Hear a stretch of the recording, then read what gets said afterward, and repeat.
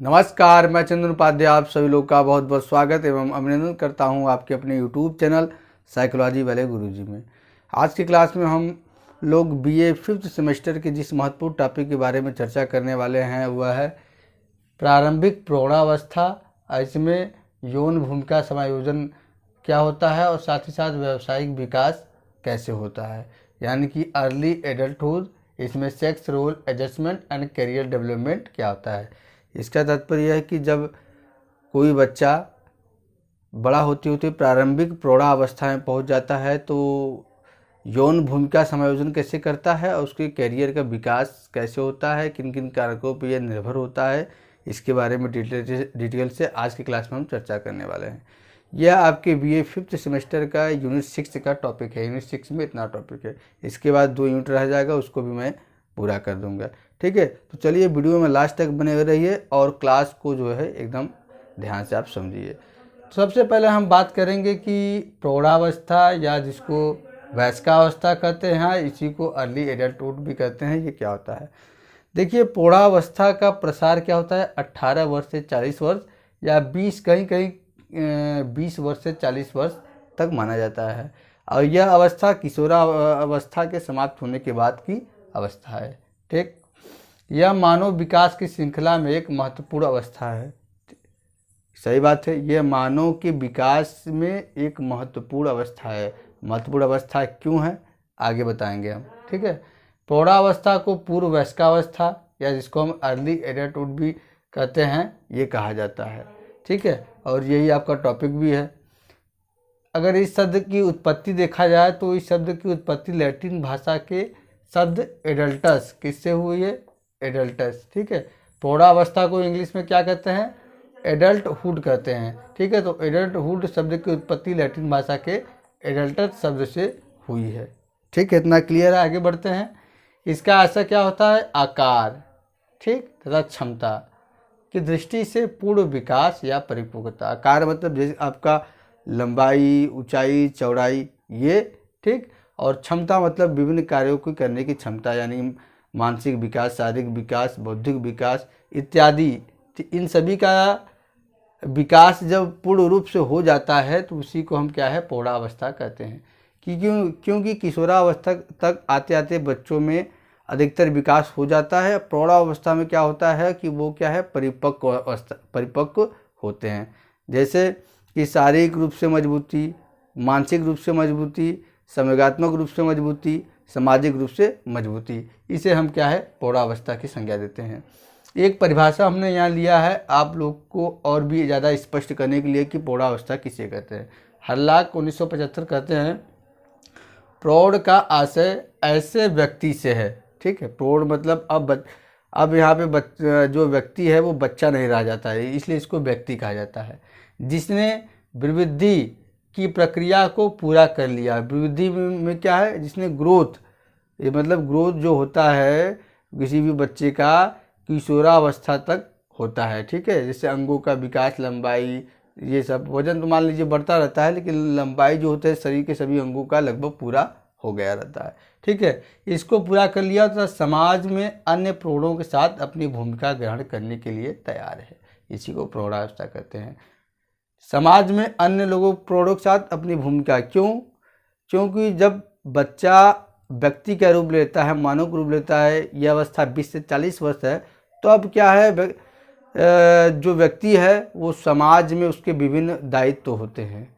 परिवार के प्रति दायित्व होते हैं, समाज के प्रति दायित्व होता है, और उसकी पूर्ति के लिए वो क्या है, विभिन्न भूमिकाओं का निर्वहन करता है, तो इसलिए उसको प्रौढ़ कहा जाता है। ठीक है, प्रौढ़ावस्था नई स्वतंत्रताओं, न्यू फ्रीडम। ठीक है, मतलब प्रौढ़ावस्था में क्या होता है, जो व्यक्ति होता है अपने हिसाब से क्या है, वो अपनी स्वतंत्रता को निश्चित करता है। ठीक है, और कर्तव्यों, उसके जो विभिन्न कर्तव्य हैं परिवार के प्रति, समाज के प्रति, देश के प्रति, इन सभी की पूर्ति करता है। और बहुमुखी उत्तरदायित्व, और उस पर जो रिस्पॉन्सिबिलिटीज है, चाहे वो घर का हो, परिवार का हो, समाज का हो, जिसका भी हो, उसको भी पूरा करता है। वह उपलब्धियों की अवस्था है। उपलब्धि की अवस्था क्यों है, क्योंकि अधिकतर देखा जाता है, जैसा कि आप खुद आकलन करें कि एक व्यक्ति जो 20 से 40 साल की अवस्था में है, तो इस समय तक क्या है, लगभग वो पढ़ाई कर रहा होता है या पढ़ाई पूरा कर लिया होता है, और वो पढ़ाई में भी विभिन्न उपलब्धियों को प्राप्त करता है। वो क्या है, इसमें विभिन्न प्रकार की सरकारी नौकरियों की तैयारी करता है, उसको प्राप्त करता है, तो वो एक नया अचीवमेंट उसके लिए होता है। ठीक है, तो इसलिए कहा गया है कि ये क्या है, उपलब्धियों की अवस्था है, कर्तव्यों की अवस्था है, बहुमुखी उत्तरदायित्व की अवस्था है। अब आपको क्लियर हो गया होगा कि प्रौढ़ावस्था किसे कहते हैं, या प्रौढ़ावस्था कहा जाए, या इसको प्रारंभिक प्रौढ़ावस्था कहा जाए, या इसको वयस्कावस्था कहा जाए। तीनों का मतलब क्या है, एक हुआ। इतना क्लियर हो गया। अब हम आते हैं अपने मेन जो है, ये पढ़ना है सेक्स रोल एडजस्टमेंट। जब कोई भी व्यक्ति इस अवस्था में होता है, प्रौढ़ावस्था में, तो वो अपने यौन भूमिका का समायोजन कैसे करता है। ठीक है, इसके बारे में हम बात करते हैं। तो देखिए, पूर्व समय यानी कि पहले के समय की तुलना में आधुनिक प्रौढ़ व्यक्ति जो होता है, उसके जीवन में सेक्स से संबंधित विस्तृत विस्तार है। ठीक है, यानी कि पहले समय जो सेक्स का मतलब था या सेक्स का मायने था, वो थोड़ा अलग था, और आज के ज़माने में जो व्यक्ति प्रौढ़ है या प्रौढ़ावस्था में, उसके लिए मतलब अलग है। कैसे अलग है, देखिए इसमें क्या है, इसके अंदर क्या आता है, बिना शादी के पति पत्नी की तरह व्यक्ति आज के समय में रहता है, जिसको लिव इन रिलेशनशिप कहते हैं। विवाह करके रहता है। ठीक है, विवाह के माध्यम से वो अपनी सेक्स भूमिका का समायोजन करता है, और विवाह के बाद भी पति पत्नी के अलावा अन्य लोगों के साथ शारीरिक संबंध रखना, तथा अनेक साथियों के साथ शारीरिक संबंध रखना, और समलैंगिक संबंध मतलब अपने ही जेंडर के लोगों के साथ जब हम संबंध रखते हैं, सेक्सुअली संबंध रखते हैं, फिजिकली संबंध रखते हैं, तो उसे समलैंगिक संबंध कहते हैं। मतलब इतना उसका जो सेक्स रोल है, ठीक है, यौन भूमिका है, इतने तरह से वो आज के दौर में पूरा करता है, जो कि प्राचीन काल में केवल व्यक्ति क्या है, पत्नी के माध्यम से अपने सेक्स रोल को पूरा करता था। अब इसमें कुछ पॉइंट हैं जिनके माध्यम से आपको और भी ज़्यादा स्पष्ट हो जाएगा कि सेक्स रोल एडजस्टमेंट व्यक्ति कैसे करता है। सबसे पहले, अनेक साथियों के साथ संबंध रखने की प्रवृत्ति। अब यहाँ देखिए, बात हम कर रहे हैं सेक्स रोल एडजस्टमेंट का, तो इसी परिप्रेक्ष्य में आप इसको समझिएगा। आज का जो व्यक्ति है, जो वर्तमान दौर है, जो आधुनिक दौर है, बहुत ज़्यादा क्या है, विदेशी सभ्यता का हमारे सभ्यता पे क्या है, बहुत ज़्यादा छाप पड़ा है, और लोग बहुत तेज़ी से हमारे देश के युवा क्या है, उसको फॉलो भी करते हैं। तो जैसा विदेशों में होता है कि क्या है, वो केवल एक ही रिश्ते के साथ सेक्सुअली कनेक्ट नहीं होते हैं, बल्कि क्या है, कई लोगों के साथ क्या है, संबंध अपना संबंध रखते हैं, फिजिकली सेक्सुअली। ठीक है, तो इसी को कहते हैं अनेक साथियों के साथ संबंध रखने की प्रवृत्ति व्यक्ति के अंदर टेंडेंसी पाई जाती है। और क्यों पाई जाती है, उसका रहन सहन ऐसा हो गया है, आधुनिकता का दौर है, और विदेशी सभ्यता का उसके ऊपर असर है। ठीक, दूसरा है समलैंगिक संबंधों की प्रवृत्ति। समलैंगिक संबंध क्या होते हैं, हमने बता दिया कि जब आप अपने लिंग यानी कि सेम जेंडर, जैसे मेल है मेल से, फीमेल है फीमेल से, जब वो सेक्सुअली या फिजिकली कनेक्ट होता है, तो उसी को समलैंगिक संबंध बोला जाता है। जैसा कि कई देशों में मान्यता है कि आप जो समलैंगिक संबंध होता है, उसको मान्यता प्रदान है कि वो एक दूसरे से मैरिज भी कर सकते हैं। ठीक है, तो आज के दौर में ये भी प्रवृत्ति बहुत ज़्यादा व्यक्तियों में पाई है, और ये भी प्रवृत्ति कहाँ से आई है, कुछ जो है फिल्मों के माध्यम से, कुछ क्या है, विदेशी सभ्यता का अंधाधुंध जो है वो व्यक्ति क्या है, उसको फॉलोअप कर रहा है या अनुसरण कर रहा है, इसलिए ये क्या है, समलैंगिक संबंधों की प्रवृत्ति आई। ठीक है, तीसरा क्या है, लैंगिक दमन। लैंगिक दमन क्या है, सेक्सुअली रिप्रेशन। मतलब व्यक्ति यौन भूमिका का समायोजन और कैसे करता है, उसके अंदर जो भी विचार काम से रिलेटेड उठ रही हैं या सेक्स से रिलेटेड उठ रही हैं, उसको क्या है, व्यक्ति दबा के दमन करता है। क्यों दमन करता है, वही व्यक्ति दमन करता है जो कि जिस समाज में रहता है, उस समाज में सोचता है कि समाज के लोग क्या कहेंगे, क्योंकि हमारे समाज में ऐसी मान्यता प्राप्त नहीं है। लेकिन धीरे धीरे ये भी क्या है, खत्म होता जा रहा है, क्योंकि आधुनिकता के पीछे व्यक्ति इतना तेज़ भाग रहा है, अपने आप को मॉडर्न, अपने आप को एडवांस दिखाने के चक्कर में व्यक्ति क्या है, हर सीमा पार करता जा रहा है। ठीक है, तो ये लैंगिक दमन हो गया। लैंगिक दमन मतलब जो व्यक्ति के अंदर सेक्स से रिलेटेड विचार या इच्छाएं उत्पन्न होती हैं, उसको दबा देना। ठीक, अगला क्या है, बिना शादी के पति पत्नी की तरह रहना। अब यौन भूमिका का समायोजन क्या करता है व्यक्ति, जो उसके अंदर लैंगिक इच्छाएं उत्पन्न होती है, इसका एवं समायोजन कैसे करता है। समायोजन के बार बार आ रहा है, तो समायोजन का मतलब क्या होता है, मैंने आपको पिछली क्लासों में भी बताया था, अभी भी बता दे रहा हूँ। देखिए, परिस्थिति के हिसाब से अपने आप को ढालने की कला को समायोजन कहते हैं। ठीक, तो ये है बिना शादी के पति पत्नी की तरह रहना, यानी कि शादी किए बिना ही जो पति पत्नी का आपस में संबंध रहता है उस तरह रहना को ही क्या है कहा गया है, बिना शादी के पति पत्नी के रहना। इसी को लिव इन, आप जो है एक शब्द है बहुत ज़्यादा पॉपुलर है, लिव इन रिलेशनशिप, इस पर फिल्म भी बन चुकी है। ठीक है, तो इसका भी चलन बहुत ज़्यादा मेट्रो सिटी में बढ़ रहा है। ठीक है, ये भी जो है व्यक्ति फॉलोअप विदेशी सभ्यता से कर रहा है। तो ये था कि व्यक्ति अपने यौन भूमिका का, सेक्स रोल का कैसे एडजस्टमेंट करता है, कैसे समायोजन करता है। कुछ पॉइंट हमने आपको बताया, इससे आपको जो है ज़रूर स्पष्ट हो गया होगा। अब हम अपने अगले टॉपिक की तरफ बढ़ते हैं, जिसका नाम है व्यावसायिक विकास, करियर डेवलपमेंट। यानी कि जब व्यक्ति प्रौढ़ावस्था में होता है तो वो क्या है, उसका करियर डेवलपमेंट कैसे होता है, या कौन कौन से ऐसे कारक हैं जो उसके करियर के विकास को प्रभावित करते हैं। जैसा कि आप जानते हैं कि बच्चा अब बच्चा नहीं रह जाता है, वो प्रौढ़ हो जाता है, व्यक्ति हो जाता है। यह अवस्था 20 से 40 वर्ष की अवस्था मानी गई है। ठीक है, तो इस अवस्था में व्यक्ति क्या है, नए नए जॉब की तलाश में होता है। ठीक है, वो जॉब को प्राप्त भी करता है, और जॉब को प्राप्त करने के पीछे कई फैक्टर होते हैं, जैसे उसका पढ़ाई लिखाई क्या है, उसका बैकग्राउंड क्या है, और क्या है वो किस स्ट्रीम से पढ़ रहा है, इत्यादि कई फैक्टर है। ठीक है, और इसमें पहले के ज़माने में तो केवल पुरुष जो क्या है वो कमाता था और बाकी लोगों का जीविका पार्जन करता था, लेकिन आधुनिक दौर में क्या है, पुरुष के साथ महिलाएं भी कंधे से कंधे मिलाकर क्या है अपने करियर का विकास कर रही हैं। ठीक है, तो इसमें भी कुछ पॉइंट है जो आपको हेडिंग के रूप में मदद करेंगे, इसको आप लिख देंगे तो स्पष्ट हो जाएगा। इसको हम समझते हैं। देखिए, करियर की शुरुआत के निकट निराशा आम है।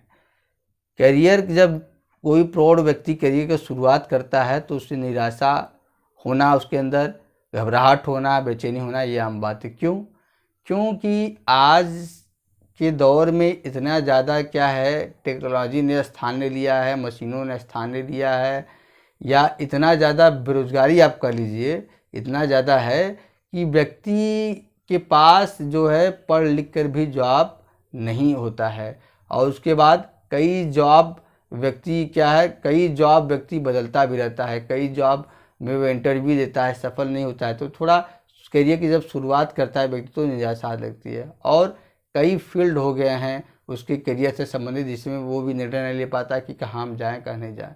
तो इससे भी क्या है, ये पहला पॉइंट है कि करियर की शुरुआत में व्यक्ति को निराशा होना, घबराहट होना, फेलियर होना, ये आम बात है। इससे घबराना नहीं चाहिए, बल्कि आगे जो आपका करियर है, जो आपका लक्ष्य है, उसकी तरफ जो है सतत या कंटिन्यूअस बढ़ते रहना चाहिए। दूसरा है, राष्ट्रीय अर्थव्यवस्था करियर पथों को प्रभावित करती है। बिल्कुल सही बात है। आपकी नेशनल इकोनॉमी जो होती है वह आपकी करियर के जो मार्ग हैं, करियर के रास्ते को प्रभावित करती है। यानी कि आपके देश, जिस देश में रहते हैं, उसकी स्थिति कितनी मजबूत है, और जिस सेक्टर में आप काम करने वाले हैं वो सेक्टर कितना प्रभावित है, कितना ग्रो कर रहा है या लॉस में जा रहा है, वो भी प्रभावित करता है। अगर जिस करियर में आप जाना चाहते हैं वो ग्रो कर रहा है तो क्या है, उसमें आपके करियर में जाने में क्या है चांस ज़्यादा है, और सफलता मिलने का चांस भी ज़्यादा है। यदि अगर वो लॉस में है तो वो क्या है, अपने कर्मचारियों की छटनी करेगा, और आपको क्या है जॉब मिलने में भी परेशानी होगी। ये पहली बात। और दूसरी बात क्या है कि अगर आपके देश में क्या है आर्थिक हालत ठीक नहीं है, मंदी का दौर चल रहा है, तो जिससे भी कई सारे नौकरियों पर संकट उमड़ जाता है, वो नौकरियां खत्म हो जाती हैं, जिससे व्यक्ति को अपना करियर विकास करने में या अपना करियर चुनने में बाधा होती है। तीसरा है 20 में नौकरी में कई बदलाव। यानी कि व्यक्ति जब 20 होता है, यानी कि 20 से 25 या 20 से 30 के बीच में होता है, तो क्या है उसका जो जॉब होता है वो स्थिर नहीं होता है। क्यों? क्योंकि वो जॉब से अपनी शुरुआत में सेटिस्फाई नहीं होता है। उसके लिए भी तमाम फैक्टर उत्तरदायी होते हैं। ठीक है, जो जॉब कर रहा है उसमें रुचि नहीं है, या तो तमाम जो है उसको बहुत ज़्यादा काम का प्रेशर है। ठीक है, कई फैक्टर उसको इसमें इन्वॉल्व होते हैं। ठीक, तो जिस कारण व्यक्ति क्या है अपने जॉब में कई बदलाव करता है। इस अवस्था में क्या होता है, 20 से 30 साल के जो ये ड्यूरेशन है इसमें क्या है व्यक्ति कई चेंजेस करता है। चौथा है आगे बढ़ने के अवसर के साथ अपेक्षा को समायोजित करने, यानी कि शुरुआत में व्यक्ति जब अपना पढ़ाई पूरा कर वो इस अपने करियर के विकास के लिए आगे बढ़ता है तो उसकी क्या है बहुत ज़्यादा अपेक्षा होती है, ठीक है। तो उस अपेक्षा की पूर्ति जब वो करियर के अपने करियर के मार्ग में जाता है तो वो क्या है बहुत ज़्यादा उसका एक्सपेक्टेशन हाई होता है, लेकिन वो कहीं ना कहीं पूरा नहीं हो पाता, जिससे व्यक्ति क्या है कई जॉब बदलता है या नहीं करता है। लेकिन इस दौर में क्या है उसको अपने एक्सपेक्टेशन को क्या है उसको लिमिट करना चाहिए, सीमित करना चाहिए और उसको अपने आवश्यकताओं और इच्छाओं या पूर्ति को देखते हुए क्या है नौकरी की तलाश करना चाहिए, ठीक है। प्रभावी सलाहकार समाधान और सफलता में को बढ़ाते हैं। अब जब व्यक्ति को समझ नहीं आ रहा है कि हम जाए कहाँ या किस क्षेत्र में जाएं, किसी में ज़्यादा चांसेस है, तो इसके लिए क्या है आप इसमें इस चीज़ के लिए आपका सबसे ज़्यादा जो मदद कर सकता है वो होता है करियर काउंसलर या एक जो प्रभावी सलाहकार होता है। वो क्या होता है वो आपको नौकरी से जुड़ी क्या है तमाम जानकारी देता है कि कौन सा क्षेत्र ग्रो कर रहा है, आपका जो भी विषय वस्तु है या जो भी आपने पढ़ाई की है उससे रिलेटेड क्या है वो तमाम तरह की वैकेंसी आपको बताता है और कहता है किसका ग्रो होने का चांस है, ठीक है। तो ये आपको क्या है सफलता और समायोजन दोनों में बढ़ावा देता है। छठवां है अधिकांश मूल्यांकन और समायोजन के बाद व्यवस्थित हो जाता है। अधिकांश जो व्यक्ति होते हैं शुरुआत में 20 से 30 की अवस्था में जो उनके नौकरी में अस्थिरता नहीं होती है, लेकिन क्या है वो अपना मूल्यांकन स्वयं करके अपना क्षमता स्वयं जान के और किसी एक ऐसे जॉब को चुनते हैं, ठीक है। और चुनने के बाद क्या है उसमें क्या वो स्थिर हो जाते हैं और व्यवस्थित हो जाते हैं और अपने आप को समायोजित कर लेते हैं। तो ये व्यावसायिक विकास कैसे होता है या व्यावसायिक विकास को कितने फैक्टर प्रभावित करते हैं, इसके बारे में कुछ पॉइंट के माध्यम से हमने आपको समझाने की कोशिश की। ये निश्चित ही आपको समझ में आ गया होगा। तो चलिए आज की क्लास में इतना ही, मिलते हैं हम अपने अगले क्लास में किसी नए टॉपिक के साथ। तब तक के लिए आप सभी का बहुत बहुत धन्यवाद। जय हिंद, जय भारत।